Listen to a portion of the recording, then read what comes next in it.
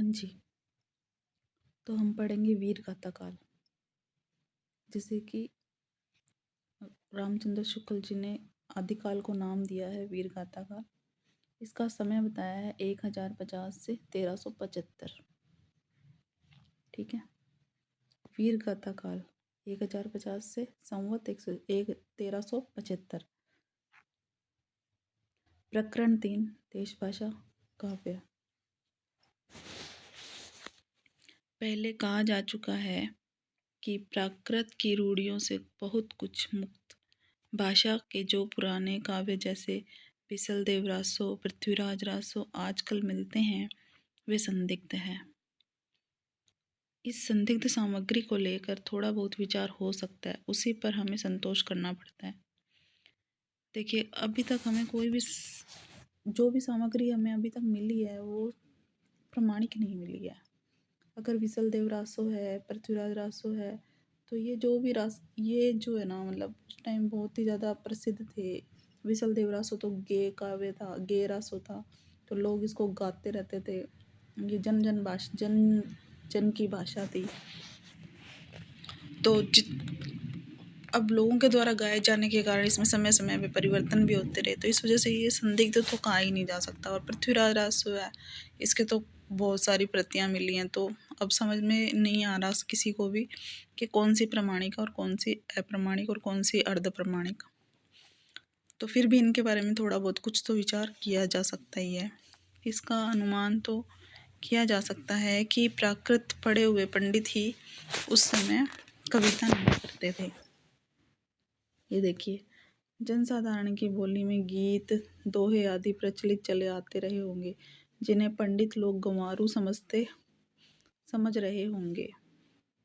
ऐसी कविताएं राजसभाओं तक भी पहुंच जाती होंगी। राजा भोज जस मूसर चंद कहने वालों के सिवा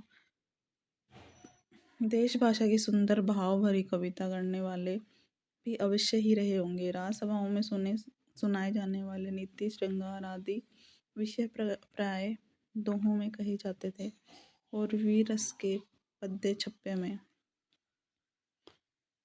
जो श्रृंगार और नीति संबंधी जो थे विषय वो दोहों में कहे जाते थे, और जो वीर रस के थे वो पद्य और छप्पियों में गाए जाते थे। तो राजसिक कवि अपने राजाओं के शौर्य, पराक्रम और प्रताप का वर्णन अनूठी उक्तियों के साथ किया करते थे, और अपने वीरोल्लास भरी कविताओं में वीरों को उत्साहित किया करते थे। ऐसे राजाश्रित कवियों की रचनाओं के रक्षित करने का अधिक सुविधा था।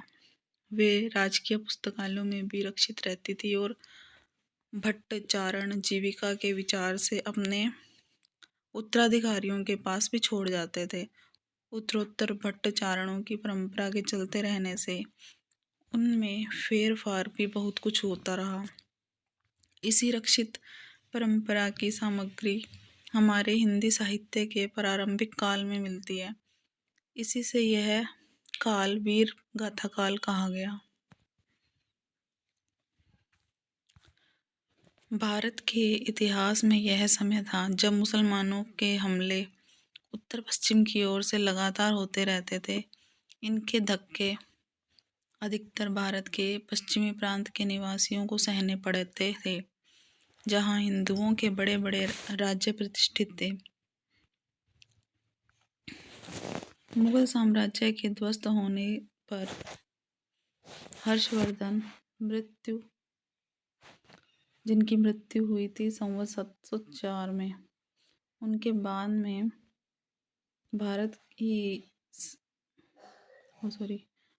का पश्चिमी भाग ही भारतीय सभ्यता और बल वैभव का केंद्र हो रहा था। कन्नौज, अजमेर, अनिलवाड़ा आदि बड़ी राजधानियां उधर ही प्रतिष्ठित थी। उधर की भाषा ही शिष्ट भाषा मानी जाती थी। कविचारण आदि उस भाषा की रचना करते थे। प्रारंभिक काल का जो साहित्य हमें उपलब्ध है उसका आविर्भाव उसी भूभाग में हुआ, अतः यह स्वाभाविक है कि उसी भूभाग की जनता की चित्तवृत्तियों की छाप साहित्य पर हो। हर्षवर्धन के उपरांत ही साम्राज्य भावना के अंतर्हित हो गई, देश से अंतर्हित हो गई थी और खंड खंड होकर गहरवाड़, चौहान, चंदेल, परमार आदि राजपूत राज्य पश्चिम की ओर प्रतिष्ठित थे। वे अपने प्रभाव की वृद्धि के लिए परस्पर लड़ा करते थे। लड़ाई किसी आवश्यकतावश नहीं थी, कभी कभी तो शौर्य प्रदर्शन मात्र के लिए यूं ही मोल ले ली जाती थी। बीच बीच में मुसलमानों के भी हमले होते रहते थे। सारांश ये है कि जिस समय से हमारे हिंदी साहित्य का अभ्युदय होता है वह लड़ाई भिड़ाई का समय था और वीरता के गौरव का समय था, और सब बातें पीछे रह गई थी। महमूद गजनवी 1087 के लौटने के पीछे गजनवी सुल्तानों का एक हाकिम लाहौर में रहता था। वहां से लूटमार के लिए देश के भिन्न भिन्न भागों पर, विशेषतः राजपुताने पर चढ़ाइयां करता हुआ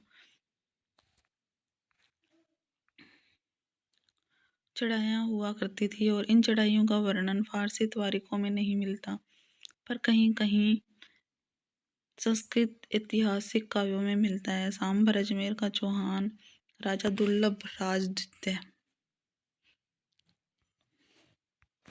जो सांबर अजमेर के जो चौहान थे दुर्लभ राजद्वितीय, मुसलमानों के साथ युद्ध करते हुए मारे गए। अजमेर बसाने वाले अजय देव ने मुसलमानों को परास्त किया था। अजय देव के पुत्र थे अर्णोराज या आनाजी, इनको आनाजी भी कहते थे, जिन्होंने आना सागर झील भी बसाई थी, का निर्माण करवाया था। के समय में मुसलमानों की सेना फिर पुष्कर की घाटी लांघकर उस स्थान पर जा पहुंची जहां अब अन्ना सागर है। अर्णोराज ने उस सेना का संहार करके बड़ी भारी विजय प्राप्त की और वहां मलेच्छ मुसलमानों का रक्त गिरा था। इससे उस स्थान को अपवित्र मानकर वहां पर अर्णोराज ने एक बड़ा तालाब बनवा दिया, और जो कि अन्ना सागर कहलाया।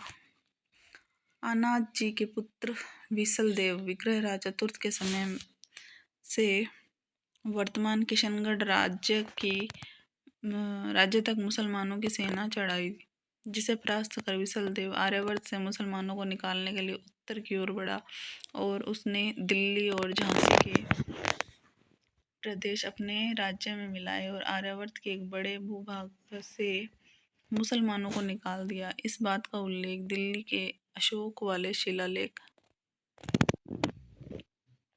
शिवालिक स्तंभ पर खुदे हुए विसल देव के विक्रम संवत 1220 के लेख में पाया जाता है। शहाबुद्दीन गौरी की पृथ्वीराज पर पहली चढ़ाई 1247 के पहले भी गौरियों की सेना ने नाडोल पर धावा किया और उसे हरा कर लौटना पड़ा था। इसी प्रकार महाराज पृथ्वीराज के मारे जाने पर दिल्ली और अजमेर के मुसलमानों का अधिकार हो जाने के पीछे भी बहुत दिनों तक राजपूताने आदि में कई स्वतंत्र हिंदू राजा थे जो कि बराबर मुसलमानों से लड़ते रहे, और इससे सबसे प्रसिद्ध रणथंभौर के महाराज हमीर देव हुए, जो महाराज पृथ्वीराज चौहान की वंश परंपरा में से थे। वे मुसलमानों से निरंतर लड़ते रहे और उन्हें कई बार हराया था। सारांश ये है कि पठानों के शासनकाल तक हिंदू बराबर स्वतंत्रता के लिए लड़ते रहे।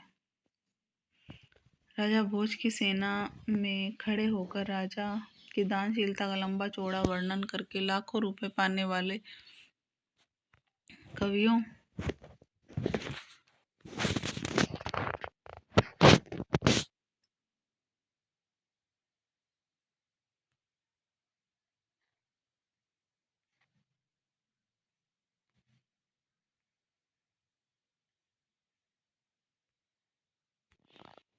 का समय बीत चुका था। राज दरबारों में शास्त्रियों की धूम नहीं रह गई थी। पंडितों के चमत्कार पर पुरस्कार का विधान भी ढीला पड़ गया था। उस समय तो जो भाट या चारण किसी राजा के पराक्रम, विजय और शत्रु कन्या हरण आदि का अत्युक्तिपूर्ण आलाप करता था, रण क्षेत्र में जाकर वीरों के हृदय में उत्साह की उमंगें भरा करता था, वही सम्मान पाता था। मतलब उस समय जो भी राजा की प्रशंसा अति से ज्यादा करते थे उन्हीं को सम्मान था। इस दशा में काव्य या साहित्य के भिन्न भिन्न अंगों की पूर्ति और समृद्धि का सामूहिक प्रयत्न कठिन था। उस समय तो केवल वीर गाथाओं की उन्नति संभव थी और इस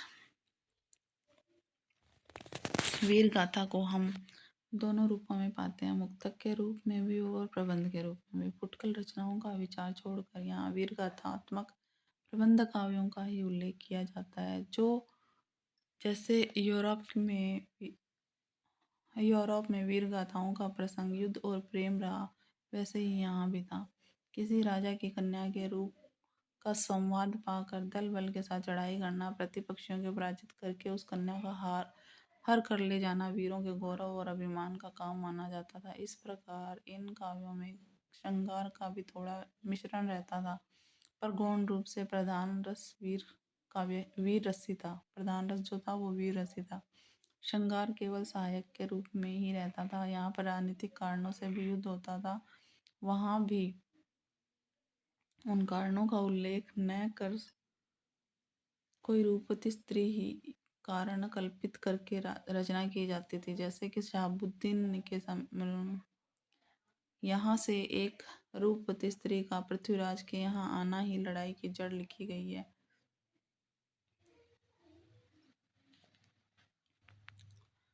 हमीर पर अलाउद्दीन की चढ़ाई का ऐसा ही कारण कल्पित किया गया है। इस प्रकार इन काव्यों में प्रधान कुल कल्पित घटना की बहुत अधिक योजना रहती है।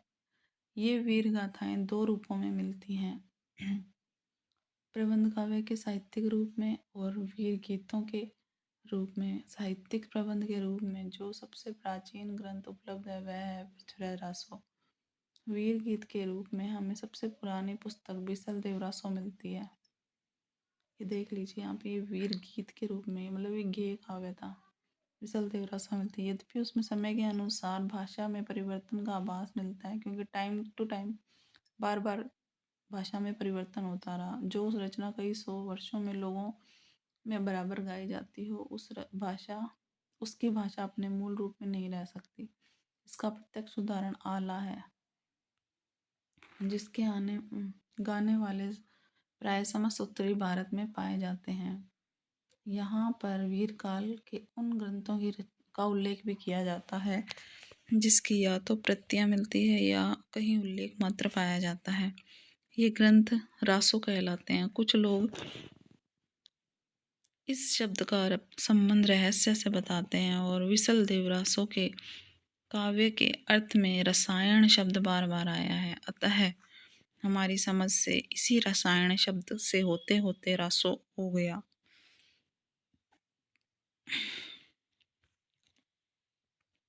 खुमान रासो।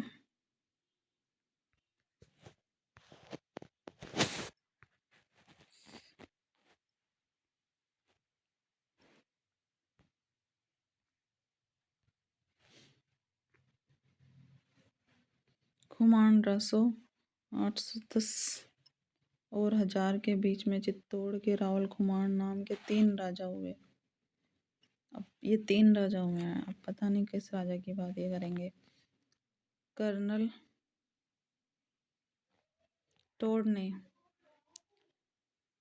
इनको एक मानकर इनके युद्धों का विस्तार का वर्णन किया है। उनके वर्णन का सारांश ये है कि कालभोज बप्पा के पीछे खुमान गद्दी पर बैठा, जिसका नाम मेवाड़ के इतिहास में प्रसिद्ध है और जिसके समय में बगदाद के खलीफा अल मामून ने चित्तौड़ पर चढ़ाई की। खुमान की सहायता के लिए बहुत से राजा आए और चित्तौड़ की रक्षा हो गई। खुमान ने 24 युद्ध किए और विक्रम संवत 869 से लेकर 893 तक राज किया। और यह समस्त वर्णन दलपत विजय नामक किसी कवि के रचित खुमान रासो के आधार पर लिखा गया जान पड़ता है। पर इस समय खुमान रासो की जो भी प्रति प्राप्त है वह पूर्ण है। उसमें महाराणा प्रताप तक का वर्णन है। एक तो यह पूर्ण है खुमान रासो, और उसके अंदर महाराणा प्रताप तक का वर्णन किया गया है। तो कालभोज बप्पा से लेकर तीसरे खुमान तक की वंश परंपरा इस प्रकार है। कालभोज बप्पा खुमान मत्ताट प्रतपट सिंह खुमान दूसरा महायक खुमान तीसरा। कालभोज का समय विक्रम संवत 719 से 810 तक है। तीसरे खुमान के उत्तराधिकारी वृत्तपट दूसरे के समय में जो दो शिलालेख विक्रम संवत 999 और 1000 के मिले हैं, अतएव 190 वर्षों के का औसत लगाने पर तीनों खुमानों का समय अनुमानित इस प्रकार ठहराया जाता। खुमान पहला 810 से 865 संवत, खुमान दूसरा 870 से 900, खुमान तीसरा 965 से 990, 810 से 65, 70 से 900 और 965 से 990।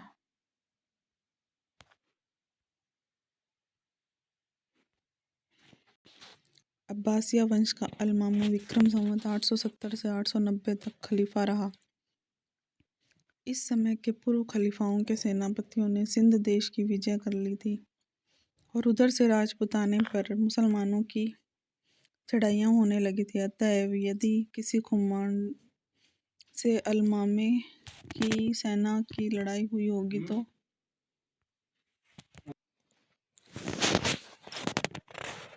इस समय के पूर्व खलीफाओं के सेनापतियों ने सिंध देश की विजय कर ली थी और उधर से राजपुताने पर मुसलमानों की चढ़ाइयाँ होने लगी थी।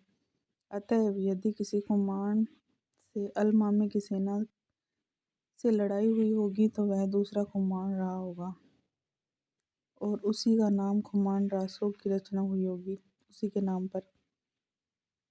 यह नहीं कहा जा सकता कि इस समय जो खुमान रासो मिलता है उसमें कितना अंश पुराना है और उसमें महाराणा प्रताप सिंह तक का वर्णन मिलने से यह निश्चित रूप से कहा जा सकता है कि जिस रूप में वह ग्रंथ अब मिलता है अब वह उसे विक्रम संवत की 17वीं शताब्दी से प्राप्त हुआ होगा। शिव सिंह सरोज के कथन के अनुसार एक अज्ञातनामा भाट ने खुमान रासो नामक काव्य ग्रंथ लिखा था जिसमें श्री रामचंद्र से लेकर खुमान तक के युद्धों का वर्णन था। ये नहीं कहा जा सकता कि दलपत विजय असली खुमान रासो का रचयिता था या फिर उसके पीछे परिशिष्ट का।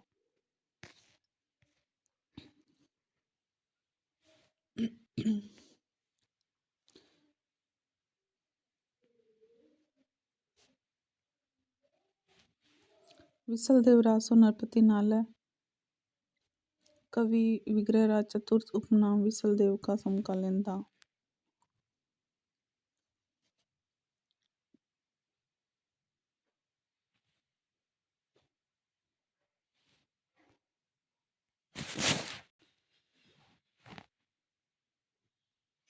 इसने विसलदेव रासो नामक एक छोटा सा 100 पृष्ठों का ग्रंथ लिखा जो कि वीर गीत के रूप में ग्रंथ में निर्माण काल यों दिया है। 12 से 72 मंझारी जेठ बदी नवमी बुधवारी, नाल है रसायन आरंभ भई, शारदा तुठी ब्रह्म कुमारी। 1272 का स्पष्ट अर्थ है 1212।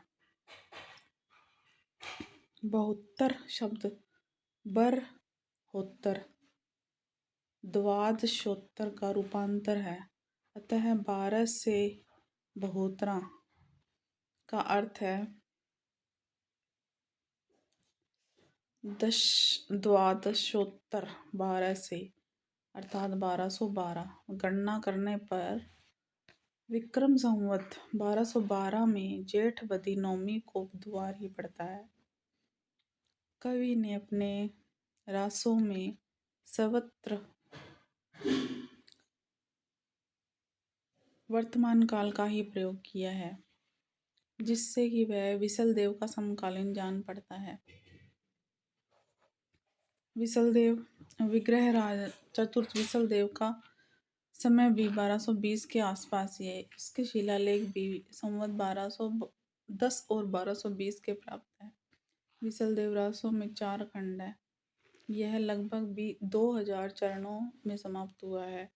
इसकी कथा का सार यूं है। खंड 1 में मालवा के भोज परमार की पुत्री राजमती से सांबर के विसलदेव का विवाह होना। दूसरा है विसलदेव का राजमती से रूठकर उड़ीसा की ओर प्रस्थान करना।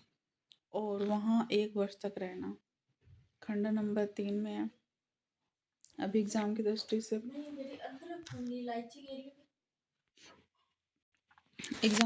से ये इम्पोर्टेंट है कि मालवा के भोज परमार की पुत्री का नाम था राजमती। उससे सांबर के विसल देव का विवाह होना। फिर विसल देव का राजपति से उठकर उड़ीसा की ओर प्रस्थान करना और वहाँ पर 1 साल तक रहना। तीसरे खंड में है कि राजमती का विरह वर्णन है और विसल देव का उड़ीसा से लौट कर आना है।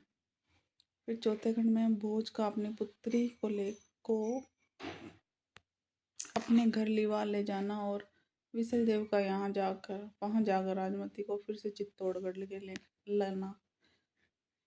दिए हुए संवाद के विचार से कवि अपने नायक का समसामयिक जान पड़ता है और वर्णित घटनाएं विचार करने पर विसल देव के बहुत पीछे तक लिखी जान पड़ती है, जबकि उसके संबंध में कल्पना की गुंजाइश होगी और यह घटनात्मक काव्य नहीं है, वर्णनात्मक है। इसमें 2 ही घटनाएं हैं, विसल देव का विवाह और उड़ीसा जाना। इनमें से पहली बात तो कल्पना प्रस्तुत प्रतीत होती है और विसल देव से 100 वर्ष पहले ही धार के प्रसिद्ध परमार राजा भोज का देहांत हो चुका था। अतः उनकी कन्या के साथ विसल देव का विवाह किसी पीछे के कवि की कल्पना की प्रतीत होती है। उस समय मालवा के भोज नाम का कोई राजा ही नहीं था, तो विसल देव की एक परमार वंश की रानी थी। यह बात परंपरा से अवश्य प्रसिद्ध चली आती थी, क्योंकि उसका उल्लेख पृथ्वीराज रासों में भी है। इसी बात को लेकर पुस्तक में भोज का नाम रखा हुआ जान पड़ता है। अथवा ये हो सकता है कि थार के परमारों की उपाधि ही भोज रही हो। उस आधार पर कवि ने उसका यह केवल उपाधि सूचक नाम दे दिया हो, असली नाम ना दिया हो। कदाचित इन्हीं में से किसी की कन्या के साथ विसल देव का विवाह हुआ हो। परमार कन्या के संबंध में कई स्थानों पर वाक्य आए हैं, उन पर ध्यान देने से यह सिद्धांत पुष्ट होता है